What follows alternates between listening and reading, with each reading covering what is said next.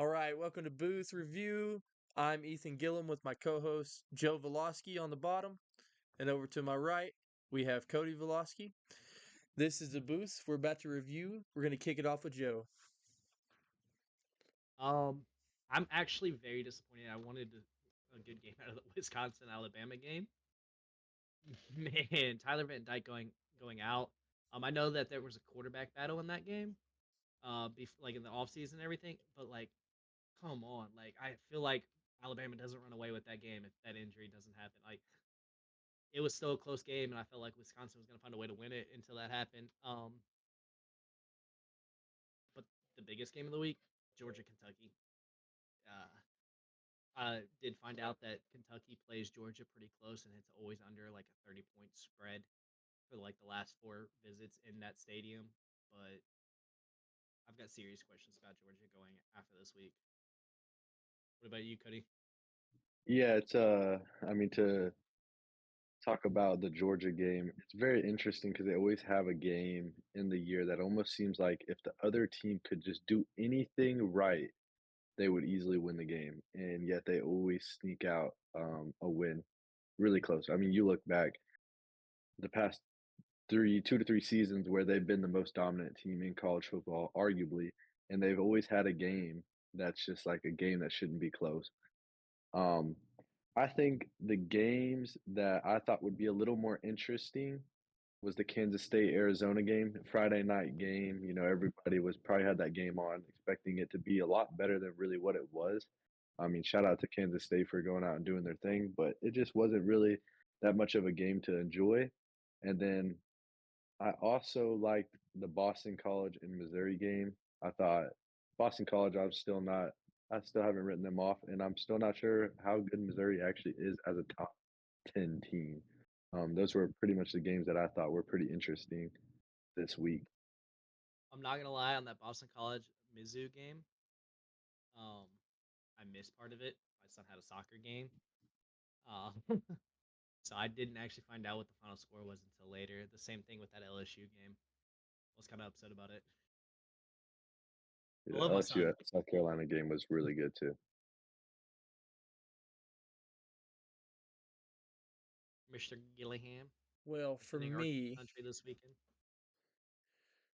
for me, what I was excited about, even though it was a blowout, was the Texas game versus UTSA, purely because, unfortunately, Quinn Ewers does get hurt.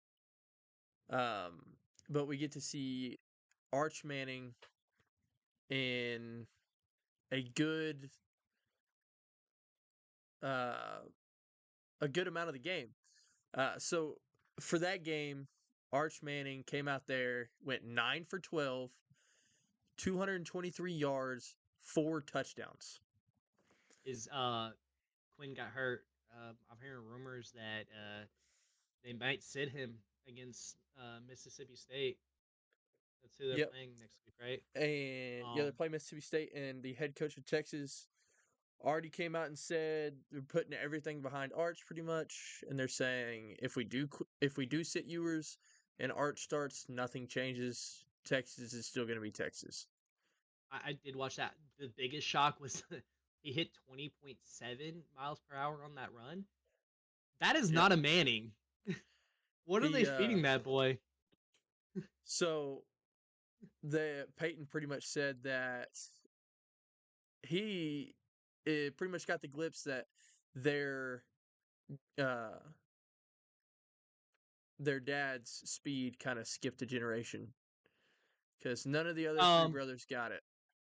that's not true. The brother, the third brother, his dad was a receiver and he was pretty athletic, but he had that disease. Yeah, What was it? I don't know what Not the disease was, Parkinson's. I don't either. It was a muscle degenerative but yeah, disease. he Arch ran for 3 carries, 53 yards. He averaged 17 yards a carry. Wasn't that run 67 yards? Did he get sacked twice? 67 yards and a touchdown. Sacks. Let me see. I don't know if I don't think he got sacked. I mean, either way. Um, and a couple other games that were interesting. Washington versus Washington State. Washington State got that win. Um, and then UNLV upsetting Kansas, in my opinion. Yeah, that game Oh was. I think that was Thursday. no, No, it's Friday that was night. Friday night. It was Friday night. Friday night before the Arizona K State game, and man, 174. UNLV, they are something to talk about.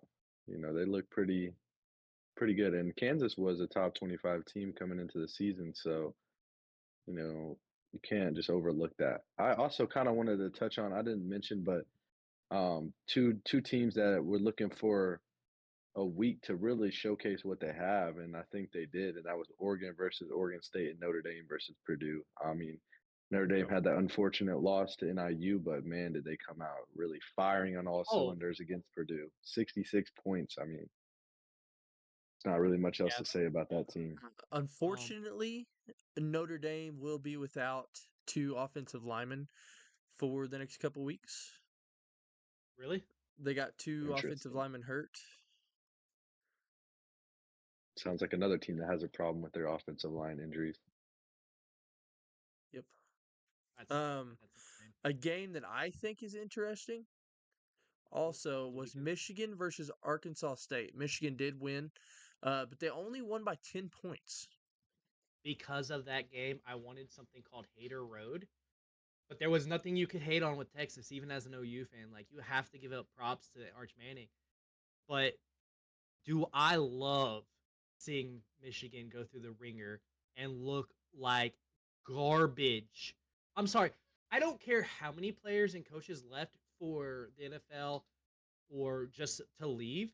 You do not get into a 28-18 game against Arkansas State unless, of course, you were cheating the last three. Yeah, and it's interesting the way they did it. Kind of shows their trajectory of what they plan to do in the future with that team is run the ball because they actually ran the ball really well against that team. You know, like they should probably against the Arkansas State team. But um, I mean, they ran the ball really well, so that's probably what you're gonna see this week. They got a tough game, very interesting game to talk about this week, but probably look at them to be more of a running team moving forward in the season. All right, Joe, what do you got next for us? So I actually think it's time for the way too early playoff bracket. Um, I think that even though they were playing bad comp, Texas is number one on my list right now.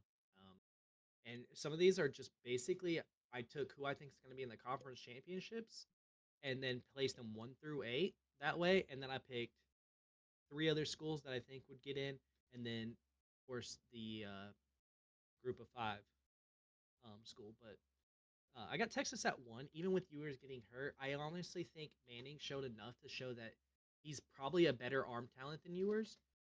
Um, it will actually open up that offense a little bit more. They were taking shots that they usually don't take with Ewers. They're more methodical, almost let their athletes get out and play. Um, it might be Homer-ish to say Ohio State, but they are probably the second most dominant team, even with that first game looking not so great. I got Miami at 3. They keep it rolling. They play USF this weekend, so I'm interested to see how they play. Considering what USF did to Alabama. Utah struggled, but I still have them as best in the Big 12. Um, Tennessee dominated bad comp. Tennessee, to me, looks like the second best team in the SEC after this weekend. But that is taken with a grain of salt because Georgia was playing Kentucky, and that's always a close game. Oregon, second best team in the Big 10. They dominated Oregon State rivalry game. I really thought it was going to be a closer game than that. Boston College, I had moved into the second best team as the ACC. They played Mizzou really well, who I believe is a top 4 or 5 SEC school, and any team outside that's in the SEC and that's in the top 5 is probably the top team in the ACC. So, um, Boston College plays Louisville in the conference game this week, so we'll see if that holds true. There might see some change right there. And as much as people will chagrin at this, I still have Iowa State as a dark horse in the Big 12 to be that other team that makes it into that conference. I know Kansas State, I know Oklahoma State, and even Baylor, TCU, and UCF are looking pretty good right now. I'm going with Iowa State. And then I do have Georgia at 9. Like, they're still Georgia. They're still a very, very talented team. Um, I have Nebraska as a dark horse right now. I'd put them in over Penn State. I actually believe they're going to beat Penn State, and I'm also looking ahead at not just games they've already played, but their schedules going forward. And I think Nebraska only plays Ohio State and maybe Penn State. I'm gonna fact check that real quick, but I know they only play two of the top 4 or 5 teams in the Big Ten, and that's with USC looking on the outside of this too. So they play Ohio State and they play USC. So they don't play Oregon, they don't play Michigan, who obviously isn't anything this year, and they don't play Penn State. We're talking They, about Nebraska here. yeah, but they play Illinois this week. So I Yeah, think if look at if that they game to be good. if they Look get out of at this the really Illinois good. game, they beat Purdue, they beat Rutgers, they beat Indiana. They go into Columbus undefeated, get to play UCLA, USC, Wisconsin, Iowa. So those last 5 games, 4 of them are going to be tough, but they're rolling right now. And they got a really good coach, and Dylan Raiola is looking good. So if he looks good this week against what I believe is maybe the top defense in the Big Ten in Illinois, like we might be looking at Nebraska falling in there as the third Big Ten school because I do believe the SEC and Big Ten will both get 3 schools in. And right now, I do have Alabama in at 11 as a fourth SEC school. I want to see where they go going forward. I really think Kalen DeBoer is a really good coach, and they still have talent left over from the Saban era. And then I still think the best group of 5 school, especially if Oregon continues to look good for the rest of the season, is Boise State. Even with that loss, I think they'll probably get in. But teams I have on my bubble to watch is Kansas State, Coastal Carolina, Ole Miss, Penn State, Notre Dame, USC, and Clemson. Because in most people's, they probably still have Clemson and Penn State in there. Some might throw in Ole Miss. Kansas State is looking probably like the second best team in the um, Big 12. But Coastal Carolina is also a team that I think could get that group bid. Yeah, I just kind of want to go over a few things of what you said on your playoff predictions, and I think we're gonna get we got a long season ahead of us, and teams can afford to lose once, maybe even twice potentially. So I don't know how much this week coming up will have on that, but we have some games just looking at your playoff prediction that are going to be significant to this. We got Illinois playing Nebraska. We got Utah playing Oklahoma State. We got Tennessee playing Oklahoma. We have USC playing Michigan. We got Georgia Tech playing Louisville. We have some games in here that are going to be very interesting. Correction, that's Boston College versus Louisville. Do what? You said Georgia Tech. Yeah, they play Georgia. Georgia Tech plays Louisville. I've got it pulled up right here. Week 4 of 15. Did I really mess that up? I think so. Oh yeah, I this did. Saturday. I did mess that up. I withdraw my correction. But But I yeah, mean, but the point of this is I am looking at schedules going forward. But what would I do if the playoffs started today? This is what I would do, and it's interesting. because I think Nebraska's that dark horse that could upset anybody on this list, and including Ohio State and Columbus. And that game is actually marked on my calendar as a nervous game. All right. What do you got for us I do next? agree.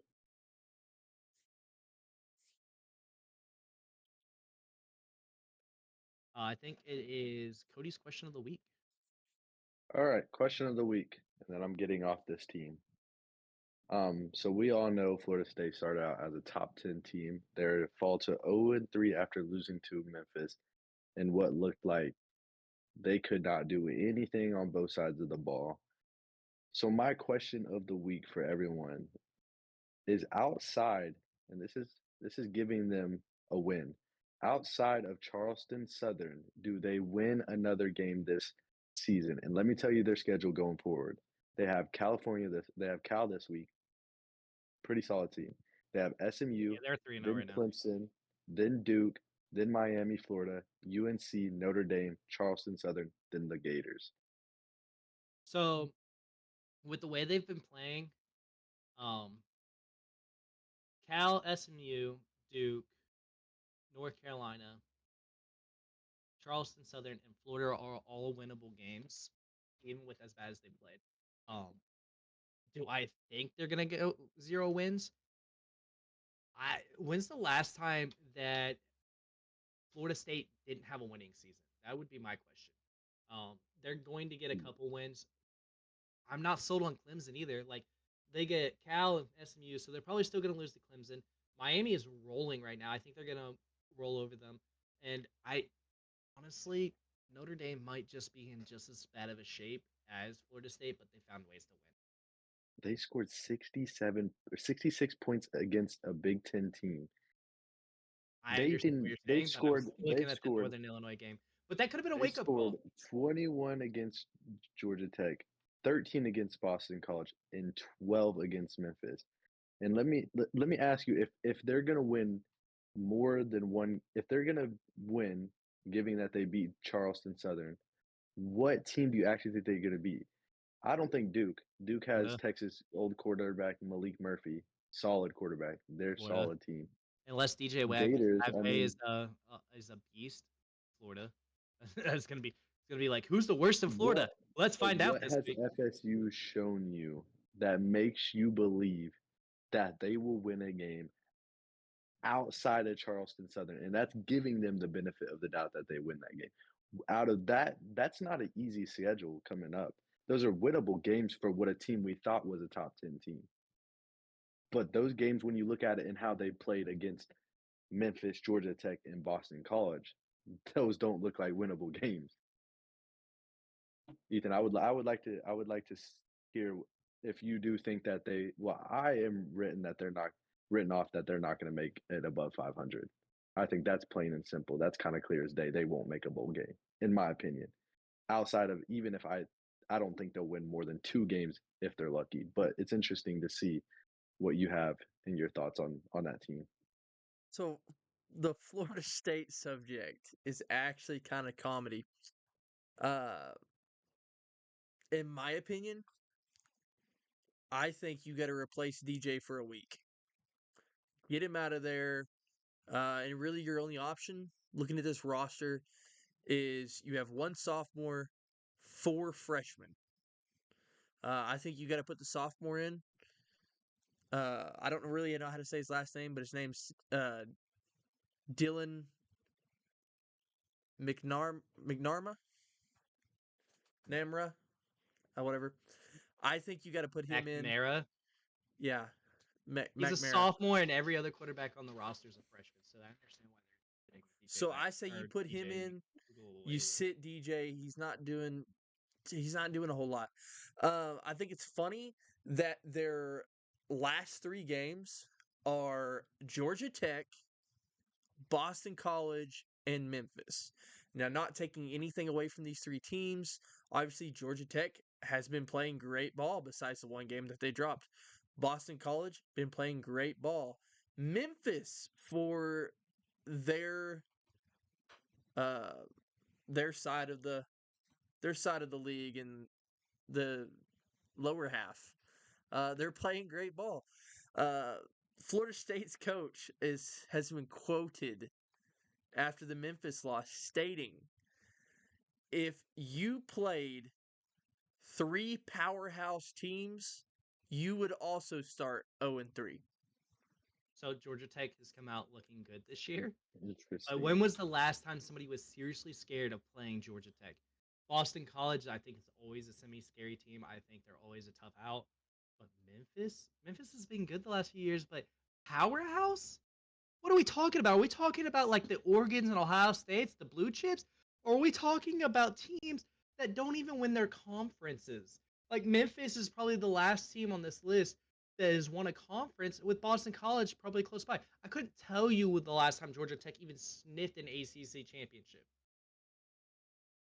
Yeah, Yeah, that's a bold statement. And I tried to look at I try to look at their team, and I've been watching their games because it's interesting.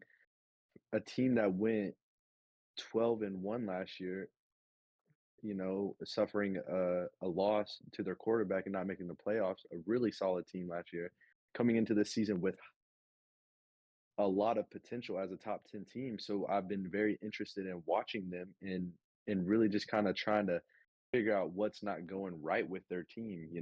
They can't be that bad of a team. They got Like good recruiting, a good coach. Like they can't be that bad. so in my opinion, looking at this schedule and looking at what Florida State did last year, I think personally they got hosed not getting into that playoffs.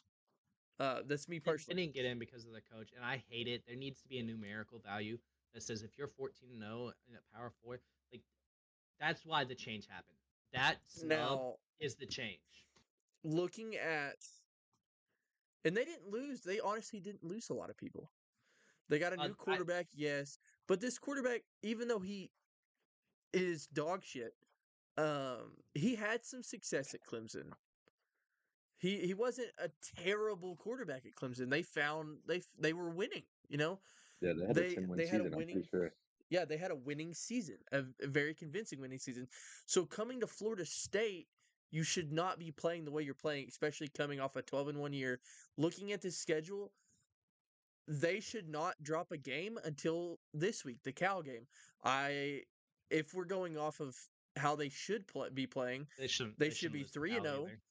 After Cal, they should be 3 and 1. I do think they should lose to Cal. Cal's a really good team. I think they beat SMU.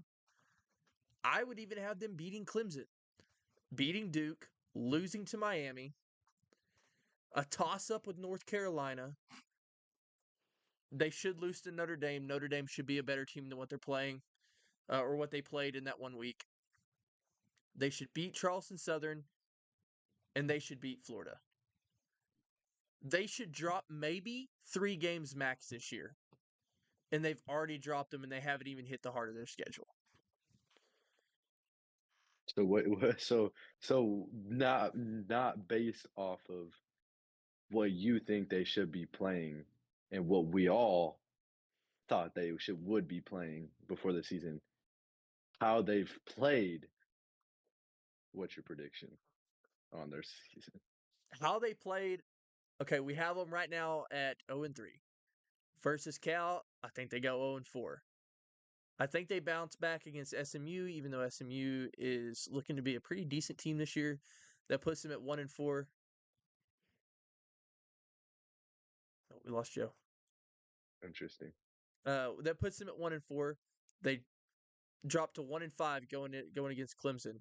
Duke, they go to 2-5. 2-6 versus Miami. Man, the way they're playing, this is looking rough.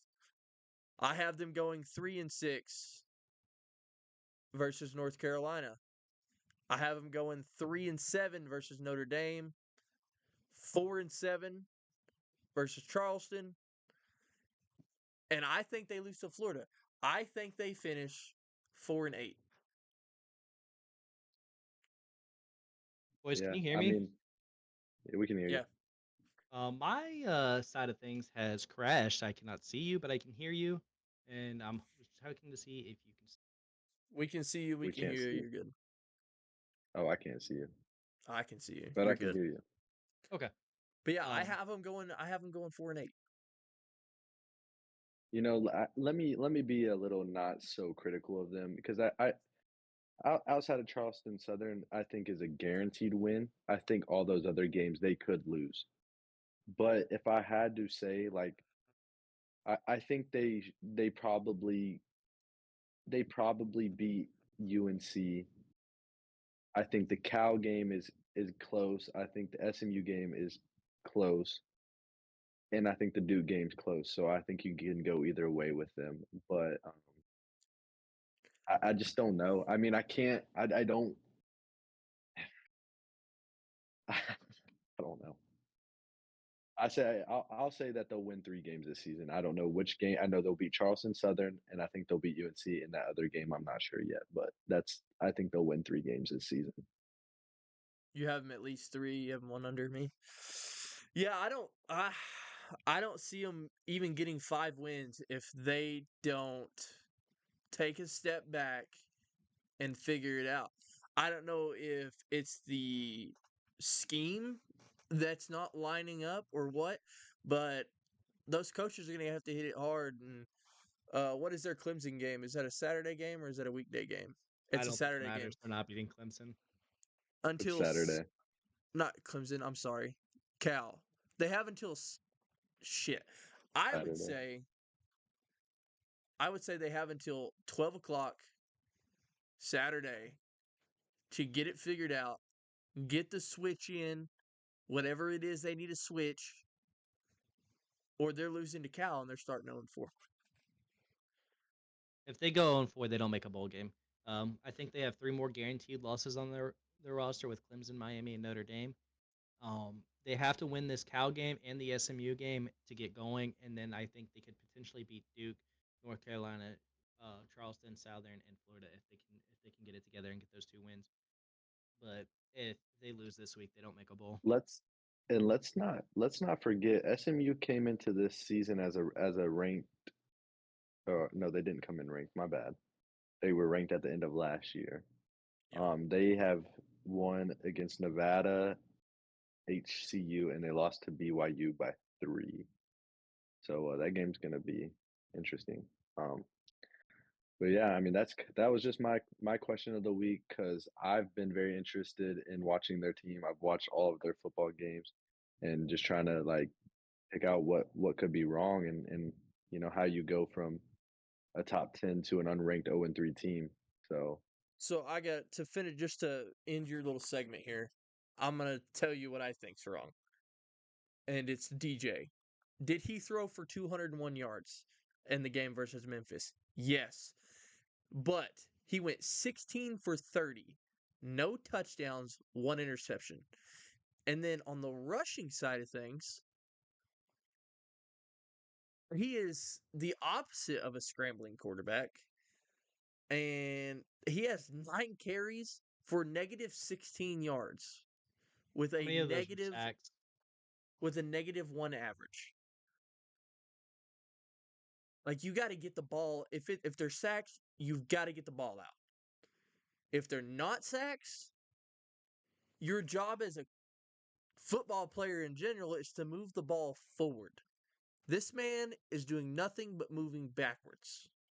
He's been sacked 8 times this season. So that's not a terrible number through 3 games. I'm just talking about the one game. I don't know how many times he got sacked in this game, but he's moving the ball backwards. And Florida State only scored 12 points. I don't want to like stay on the subject too long, but DJ played well at Clemson, like you said, and he also played well with Oregon State. They were a ranked team last year. So I don't know what's going on. I don't think he's a bad quarterback. I just don't know what's going on because he played well at Clemson before and he played well at Oregon State last year. Not the best. He wasn't the best quarterback in all of college football, but he played well. So I don't know what's going on there. But something is just not. They're just not doing what they need to be doing. And I would say some of that could be chemistry, and that's one thing. I do like the transfer portal, but at the same time, you lose chemistry when you're on your 3rd school in like what, 3 or 4 years. Yeah. You lose chemistry. You in different schemes, which you think would help you, but it's hard to learn a full scheme in 1 year. And then you're Yeah. thrown immediately into a brand new scheme, possibly. Some schools do run the same schemes just a little bit differently, but there's 132 teams. The odds of you getting the same scheme are slim to none. All right, what's next? We can talk about a few games we want to talk about next week, and then after that, it's the Gillum's Pick 5. All righty. Cody, go ahead and start off. What do you want to talk about this week? I got a few games. I mean, we have honestly an underrated type of week. This past week there was interesting games, but when you looked at it before Saturday, it didn't look like it was going to be an interesting Saturday. This week going into Saturday, I think we actually have a lot of games that are going to be very interesting. I think I'm going to be watching the Ohio State Marshall at 12. So whatever game is on at 12, that might be interesting. It doesn't look like I'm going to miss any. I am going to be watching. Let's just see. I think the Illinois Nebraska game is very interesting. There's a lot of talk about Nebraska.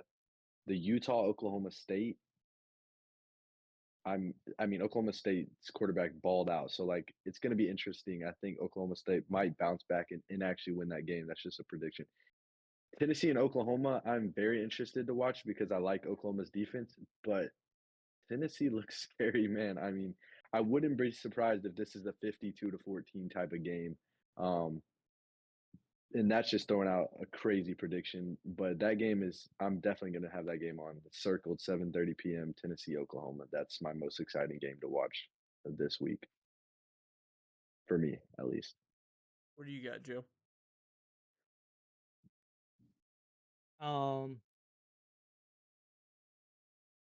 I think that the game I really am looking forward to is not even a Saturday game. It's going to be Illinois versus Nebraska on Friday. I think that Nebraska will really solidify if they are a top tier Big Ten team, but also Illinois has that option to step up and be that big team too. Like their defense has looked good. Um, but also I'm curious to see how good USC is, and I want to see if they play Michigan as well as Texas has. So I'm gonna watch that just to sip on some haterade. I think that I will try to watch Michigan games this year just to hate on them. Um, but I also have Stanford versus Syracuse. I think that'll be an interesting game. I think it's going to be Kyle McCord's toughest matchup so far. And then another game in the Big 12 that I have, and ACC versus Big 10 matchups are Colorado versus Baylor. Baylor played Utah very decently, but that was with Cam Rising going out early. And then Boston College versus Michigan State. Michigan State's 3-0, and Boston College has an opportunity to shut them down and show how good they are because I think Michigan State's on a slow rise with a bunch of turnover as well. All right, looking at this, of course, I have my time dedicated to the 6:30 Oklahoma Tennessee game. Tennessee is a really good team this year. Oklahoma has a lot to work on in its O line. That is where the problem is. They can't get their run game going because of the O line. The pass game's going, but they really don't have a lot of time to make the reads, get the passes out because the O line is struggling. I don't see that being a blowout necessarily because Oklahoma, even though they are from the Big 12 originally, they have a winning record versus big SEC teams. They don't drop these games. Um, they've been ready for the SEC for a long time, and I think they're going to show it versus Tennessee. I do have them getting the win. I don't see it be by a big margin. If they do lose, I don't see it being by a big margin. I think Tennessee will probably dominate the run game, and OU will be passing yards. I don't see either one having both going in their favor more than the other. I think it'll be split 50-50. It's going to be a close game. Coming up close to that, I have Homer. Where's that game played? It's Not to at cut you off. I think it's in Norman. it's in Norman. Okay. Um, That's a big help for them. Coming Yeah, up it is. next, I have the Clemson NC State game. NC State started out ranked 24th this year, and really, I think they should still be in the top 25. The only game they dropped was versus Tennessee. And Tennessee is in my opinion, a top 6 school. I think they're right where they should be. Clemson, they're 1-1 this year. They're ranked 21. This is their time to show whether they should burst into the top 15 or they should stay in the lower half. I think it's going to be a good game. I don't know if it's at Clemson or at NC State. They do have Clemson 88% over NC State, but I do think it'll be a good game, and it's going to be North Carolina's chance to show if they should be back in the top 25. My third and final game that I have, I would have to agree and jump over to the Big 12, and we'll have to watch that Oklahoma State versus Utah game. Oklahoma State escapes a loss versus Arkansas in week 2. They get 2 good wins versus South Dakota State and Tulsa on their other 2 weeks, and I think this Big 12 matchup is going to determine how the rest of the Big 12 is going to play out. It's 2 powerhouses in the Big 12, and it's the chance for Ollie Gordon to solidify his spot in the Heisman watch coming up. Okay. So do you want to give us I your want to 5 picks of the week? Or wait. I want go to. I ahead, want to Cody. say something real quick. Because that's a topic of discussion maybe for another time. But does Ollie Gordon deserve to be in the Heisman race as of right now? What did he No. do against Tulsa? What was his He numbers? I want to come back to the. Can we shelf this conversation real quick? Yes. we can shelf it, but I will say as of right now, I see him. How many do they place in the Heisman watch? Is it 4 or 5? They do 4. 5. I think the big overarching. I think ESPN will do 10. But I think when the final list comes down to 5. 5. Okay, I have him sitting at 7 and dropping if the slate continues the way it's been going. Out of curiosity, I want a reference on how valuable your opinion is on that. Where do you have Travis Hunter? Travis Hunter, I have him 3. Who do you have above him? Above him, I would put Shedeur Sanders. Close. It's not by any means one is very much greater than the other because Travis Hunter does help Shedeur a lot, and their O-line's not really. But I do have Shedeur 1 spot above him, and as I'm looking at it right now, I really don't have a number 1. Number 1 is still up in the air for me. I need to look at a few more games. I was unfortunately unable to watch a lot of games this week. I barely caught the Oklahoma game, so I don't have a solidified 1. I have those 3 slotted right now. I'm looking into my 5th spot, and I'm looking into my 1st spot. At number 4, I would say Jalen Milroe and dropping. As of right now. All right.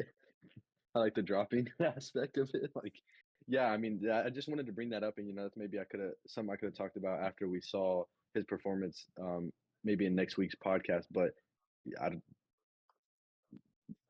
outside of even really barely in the Arkansas game in overtime doing anything, he didn't do anything against Tulsa this week. So I mean, we're gonna have to see what he does against Utah. But I haven't been impressed with Ollie. him right now. I And I think respect he's good. I do think he's good, but I respect that. I do want to go ahead and transition. What are your 5 games for us to predict this week, Mr. Gillihan? 5 games. Okay, we'll start with you, Joe. I want to hear. Let's pick a tough one here. I know you hate Michigan, and USC's a good team, but do you want scores, or do you just want an outright winner? I want your most unbiased opinion. You can't just shit on them because you hate them. I want your most unbiased opinion. USC Michigan game. Give me how close or how far apart and who you got winning. They're gonna start Alex Orji this week. Is that what I heard? Yes. I don't see it being any closer than a 31-7 game. It may look like a different score, like 39-14 or something like that. But I do believe that USC will put a whooping on them in similar fashion as Texas did. I don't believe a quarterback change is going to change that for Michigan. I think they have too many problems that are unsolved, and I honestly think that USC's defense is highly improved, and I would argue that Lincoln Riley is a much better offensive mind than Texas's coach. So for me, it's not even a game worth talking. Righty. And then, Cody, let's hear your thoughts about that game.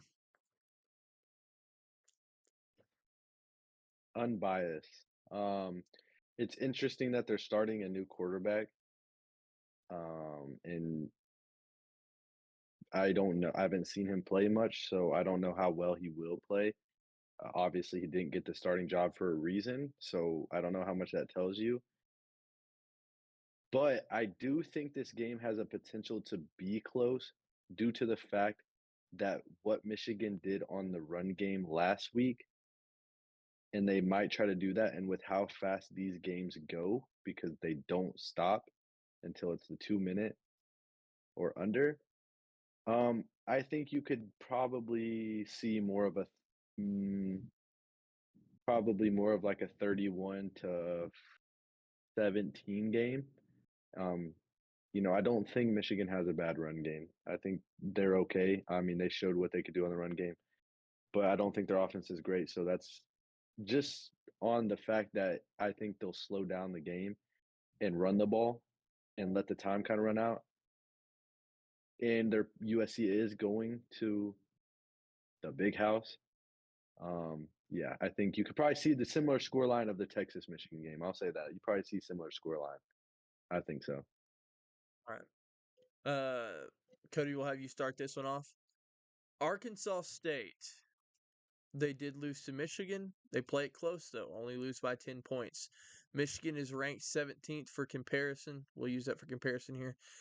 What do you think Arkansas State is going to do this week?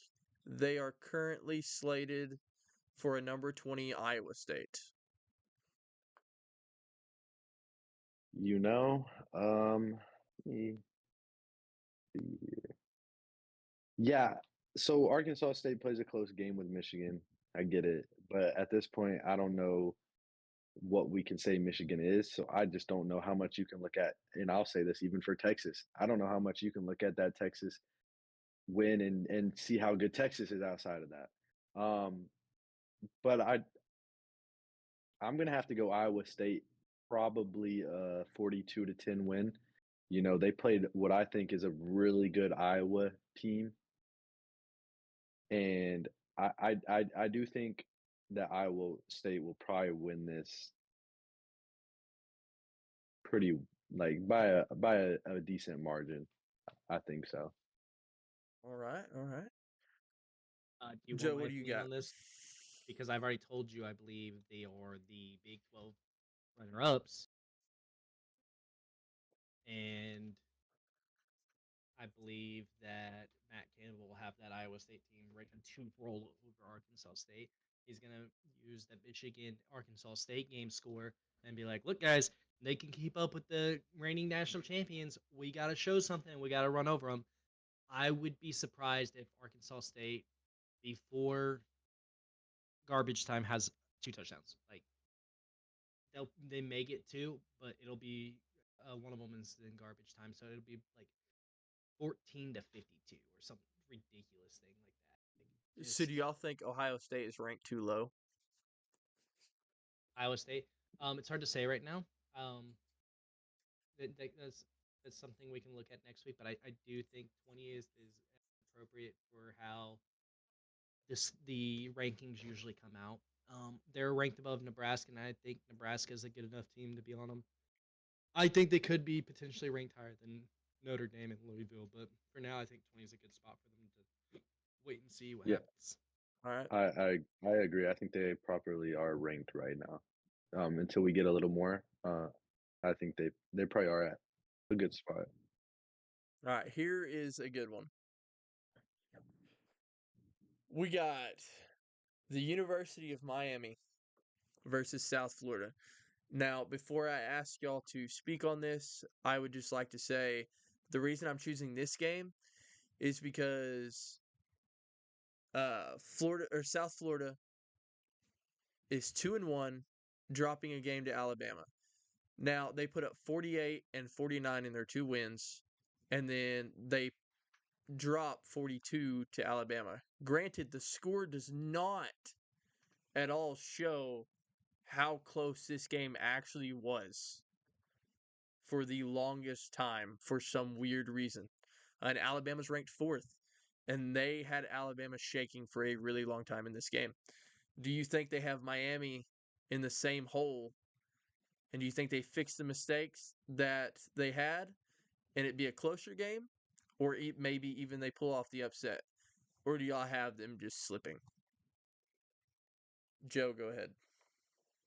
I do think Miami wins that, probably by a couple touchdowns, and I'll leave it at that for now. All right, Cody, what do you think? Yeah, I'm gonna go in depth on this one because I'm probably gonna say something that's gonna sound crazy, but I probably have like a 56-10 game here. South Florida, yeah, they kept Alabama close, but in that game, if you watch that game, you can fact check the penalties on that game. I believe Alabama had 3 touchdowns called back before the fourth quarter. So that game was very sloppy on both sides of the ball, and Alabama ended up beating them really bad after not getting penalties. So I don't think you can look at it as, that game is what it was. They played them close last year too. So I mean, Miami looks impressive. They got Cam Ward. I've been high on him for a bit. I just don't see this game being close. I know USF scored 47 points, but if you or 47 and 49, I believe you said in their other 2 games. If you watch that Alabama game, USF had a chance to probably win that game if they could score the ball. Before what happened. So I don't know. I think this game is not close at all. But Alrighty. So I'm going to speak on these games. The reason I chose these games is, of course, the slate this weekend really is not that impressive to me. Besides, uh, of course, the Oklahoma Tennessee game. I'm not impressed with the Ohio State Marshall game. That's an Ohio State game all the way. Clemson NC State. I do like that game. I do like the Arkansas State Iowa State game as this, just because of how Arkansas State played Michigan. Although I do have Michigan on a slip this year. Um, I think that's an interesting game outside of obviously the top 25 matchups. I think those are too easy to pick. And I just want to see your thoughts on these small teams, how they've been playing these big teams lately. Okay. With that being said, we're gonna move into our upset and bold prediction of the week, and we have decided that each upset will come with a potential of 2 points. If it's an outright upset, then you get 2 points. If they cover the spread, meaning like last week it was OU 14 and a half, you would have picked OU Tulane. If Tulane would have scored less than or lost by less than 14 and a half points, you would have got a point. Bold predictions that will go up to the other two on how many points you could potentially get for that prediction. It are could we be doing over, it bold could be prediction under. for a team or a player? Bold predictions have to be a quantifiable stat. So if you want to say a team will score or a team will have 500 plus yards or something like that, but it can't be a bold prediction of a team winning. Does that make sense? Yep. Okay. Um, Ethan, why don't you go ahead and tell us your upset? So for my upset, I'm gonna turn to the Nebraska Illinois game. I have so the way it's looking, Nebraska is favored at 69.5% to beat Illinois.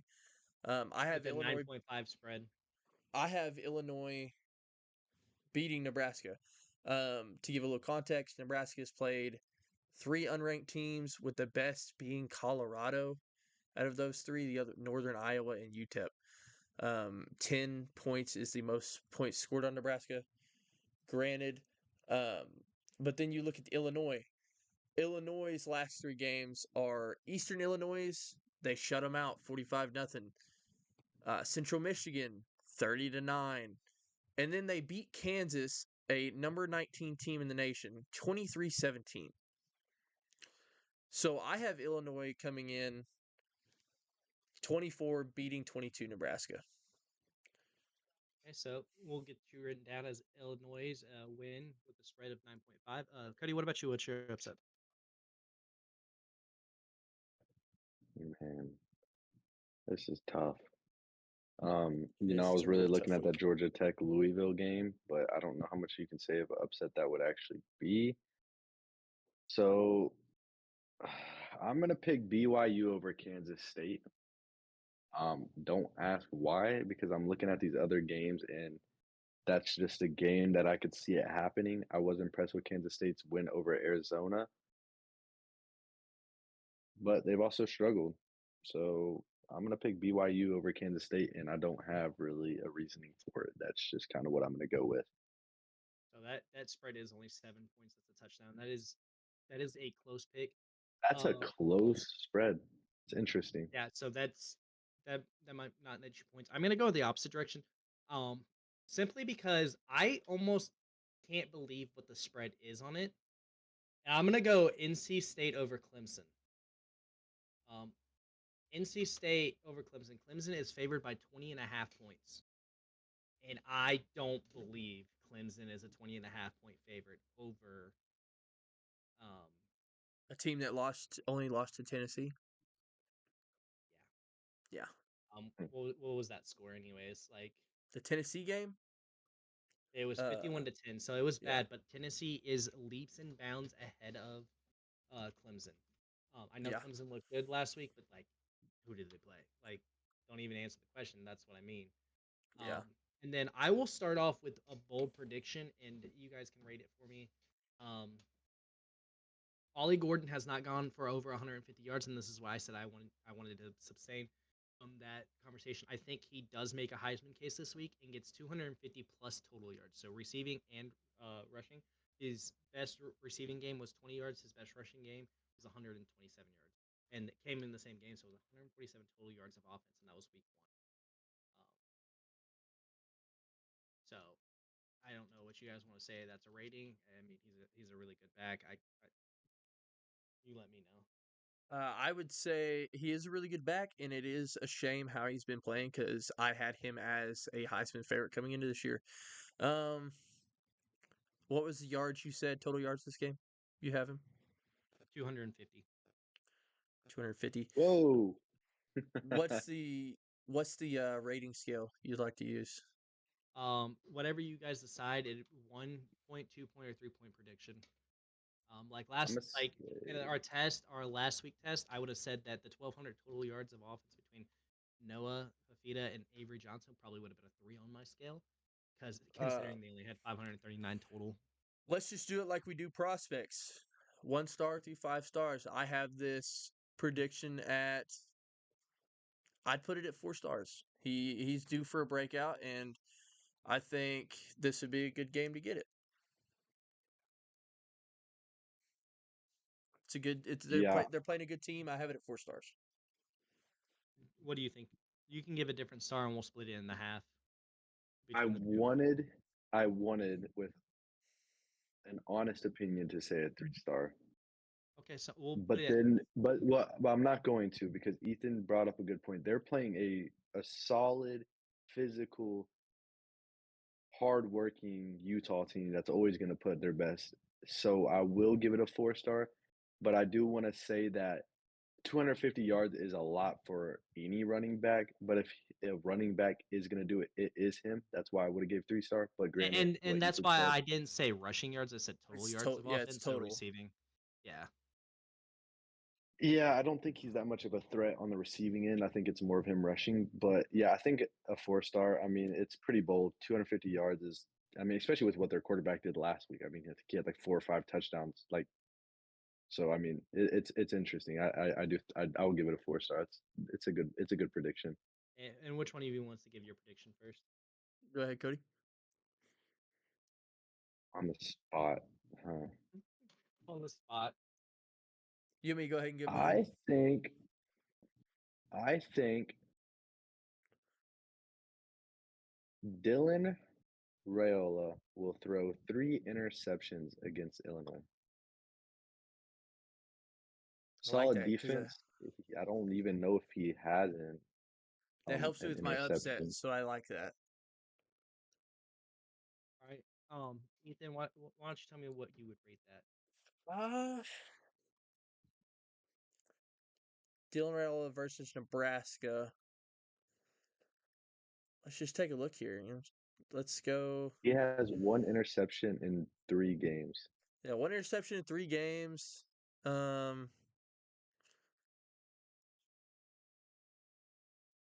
Ooh, not 3 games. He didn't play versus Kansas. Interesting. Ooh, that does spice this up a little bit. Wait, is this right? What the? He played against UNI, threw an interception against them, did not throw an interception against Colorado, and did not throw an interception against UTEP. So he threw an interception against the Oh, University of Northern Illinois. I'm sorry. I'm an idiot. I was looking at Illinois' quarterbacks. Um, man, that's a tough one to rate. Joe, you go ahead and rate it. I would honestly go with 4 because I do believe it's going to be the best defense he's faced. I don't care if Travis Hunter was on that Colorado game. Um, I could see 2 for sure, but 3s you're really pushing it there, man. 3 interceptions, and he doesn't throw an interception against Colorado.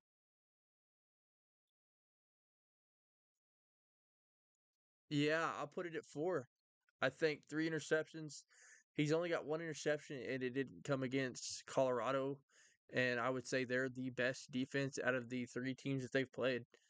Um, with Nebraska being the best out of the first 4 weeks. I think that's a 4-star for sure. 3 interceptions. Mr. Gilliam? All right. For me, I'm going back to the good old Palace on the Prairie. And my bold prediction is with Jackson Arnold. So, in the past 20 years, there's only been 3 would have been 3 last week. 2 Oklahoma quarterbacks with 100 rushing yards and 2 touchdowns in a game. That being Jalen Hurts in 2019, multiple times, and Trevor Knight in 2014. He would have had it last week, but right there, as time was ticking down, he lost 3 yards. He ended up with 97 and 2 touchdowns. My bold prediction is he hits it. He gets on that scale, 100 rushing yards, 2 touchdowns versus number 6 Nebraska.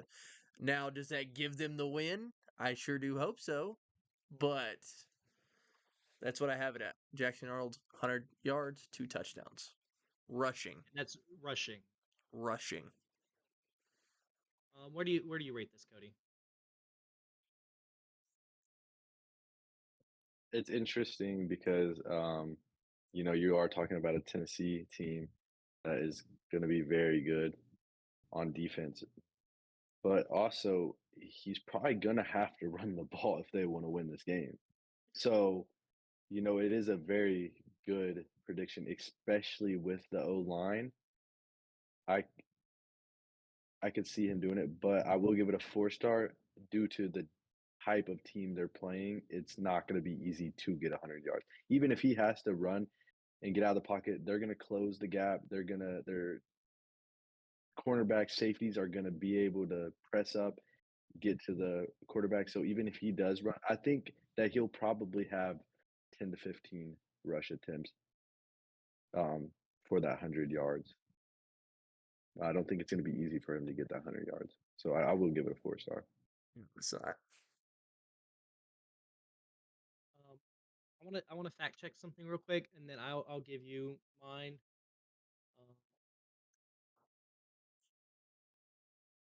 Jackson can run. Watching him that game against Tulane last week, he can run the ball. So like, with the O line injuries, he might be pushing 150 rushing yards more or He's less gonna have than. to. Yeah, that's a big part of the game. Here's where I'm at with it. I do think Tennessee has an improved defense. They have played Chattanooga, NC State, and Kansas State. I do think NC State's a pretty good team. My issue with this is they've only gotten 4 sacks as a team in those 3 games. So we're not going to account for too many sacks. I think he still might go down once or twice on the sack, so you're not going to get those because in college football, sacks count as rushing yards and rushing attempts. Yep. He went 197 against who did OU play last week? Tulane. Tulane. Tulane's not all that good in comparison. I think I was going to look at it as a 5-star, but I think I am going to stick with 4 because Tennessee's defense has only disrupted the passer 4 times with sacks. So I think we're all going to sit at four possible points on our predictions and 2 potential from our thing. And hopefully by next week we can come up with an agreed upon punishment for these predictions. I want to at throw the a end of the fun season. fact out there for that because it doesn't look like Tennessee has done too much as far as pressuring the quarterback. But Tulane had 3 sacks last week against a very depleted offensive line. So I just want to make that sure that if they're going to win this game or make it a close game, he is going to have to run the ball. So he's potentially going to have a lot of rushing yards. I don't know what their record for rushing yard as a quarterback is, but I think just to piggyback off of that, I think he could potentially break it. He is leading the team in rushing yards. Yeah, I want to say what makes me so excited about this pick is because in the last 20 years, it's only happened twice. Well, multiple times with Jalen Hurts because he's, Jalen Hurts. But 2 quarterbacks, 20 years. And looking at the head-to-head versus Tennessee, the passing with the season leaders, passing Jackson Arnold, of course, he's the only quarterback they really are going to play, and rushing Jackson Arnold, 36 carries, 159 yards, 2 touchdowns. His 2 touchdowns came in that game versus Tulane. 97 out of the 159 came in that game versus Tulane. But 36 carries. This O-line is making him get out of the pocket. So I think versus a Tennessee team, yes, they don't have that many sacks, but I don't think, even though they are smaller schools, I don't think their line is as bad as Oklahoma's. Because Oklahoma has played 2 different O-lines in 3 weeks. I'm going to say one more thing as an honorable mention, and then I'm going to wrap up and get off. I'm starting to have some technical difficulties on this end. The other bold prediction I thought, because I almost think it's going to happen because he keeps increasing yards each week, is the rookie record or the freshman record for most receiving yards in a single game by a receiver at Ohio State is 172. Jeremiah Smith is on pace to break that this week. He had 92 in week 1, 119 in week 2, and of the 4 passing touchdowns Will Howard has thrown, 3 of them have been to Jeremiah Smith. Yeah, and just to piggyback off that before we wrap up, that was in my head, but I wanted to use one that was outside of my favorite team. But Jeremiah Smith, I had a bold prediction in my head too, as well for that. But I went with the 3 interceptions for Dylan Raiola off of the top of the head. But yeah, Jeremiah Smith is going to go crazy this year. He might break every receiving record out there because he's the best receiver in the game. Maybe outside of Travis Hunter. Let's not forget that kid's a baller. All right. With that being said, I'm gonna go ahead and log off. Just for a second. Before y'all go, I want to thank y'all for listening. I want to thank y'all for watching. That's Joe Velosky. That's Cody Velosky. And I'm Ethan Gillum. This is The Booth, and thanks for the review.